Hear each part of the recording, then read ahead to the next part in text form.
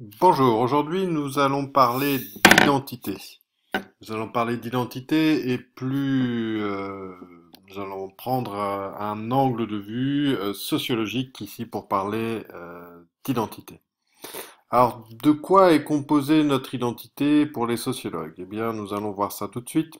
Première chose, nous avons ce qu'on appelle une identité personnelle. Alors, de quoi est composée cette identité personnelle? C'est sans doute la plus simple, la plus réductrice. Elle est constituée de données qui sont relatives à une vie publique ou civile. C'est votre identité, votre profession, votre nom, votre prénom. Une vie privée, votre numéro de compte en banque, votre adresse, par exemple. Et des données biométriques. Alors, qu'est-ce qu'on appelle données biométriques? Ben, c'est tout ce qui concerne votre poids, votre taille, les empreintes digitales, etc. Ce qu'on retrouve sur votre passeport, par exemple.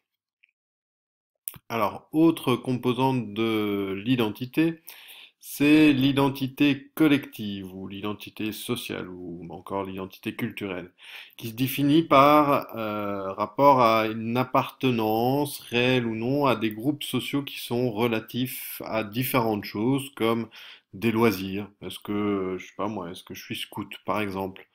Est-ce que je joue au football? Est-ce que je fais de la danse?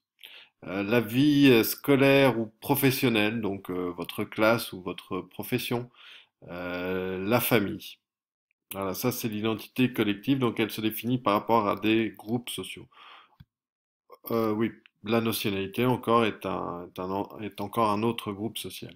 Donc on va voir un peu plus en détail ce qu'est un groupe social. Alors on va commencer par une définition. Donc un groupe social est un ensemble de personnes nouant entre elles des relations ayant le sentiment d'appartenir à ce groupe est reconnu comme un groupe par ceux qui y sont extérieurs. Donc il y a bien ici trois éléments qui sont importants. C'est que c'est des personnes qui ont des relations entre elles.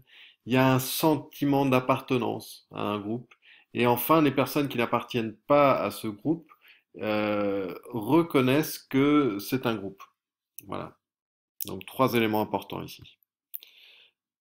Donc les groupes sociaux sont divisés en deux grandes catégories. Vous avez d'abord les groupes sociaux primaires qui sont donc des agents de socialisation primaire, hein, pour faire le lien avec ce qu'on a vu en cinquième, qui interviennent dans la petite enfance et qui sont essentiellement la famille et l'école.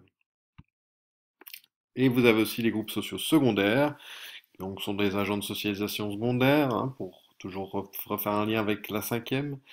Et eux, ils interviennent à l'adolescence ou à l'âge adulte. Et là, vraiment, il y en a beaucoup. Il y a beaucoup de cas différents. Ça peut être des clubs, des associations, des collègues. Voilà, il y a énormément de choses différentes. Alors, on va aussi faire une petite distinction avec les agrégats. Donc, les agrégats, ce sont des ensembles de personnes qui se trouvent à un même endroit, mais qui n'ont pas de relation particulière entre elles.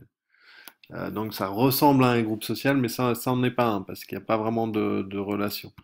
Euh, Par exemple, je vous donne deux exemples. Je vous donne un stade de foot et un club de supporters. Bien, il y en aura un qui sera un agrégat et un qui sera un groupe social. Je vous laisse deviner lequel et je vous donne la réponse. Donc, toutes les personnes dans un stade de foot réunies pour un match, là, ce sera un agrégat. Mais par contre, des supporters de foot, là, il y a un club de supporters de foot, il y a un lien entre les personnes reconnaissent qu'elles font partie d'un groupe et les personnes qui sont extérieures au groupe reconnaissent que c'est un groupe. Donc ce n'est pas un agrégat, un groupe de supporters de foot, c'est bien un groupe social. Voilà, pour vous expliquer la différence entre les deux.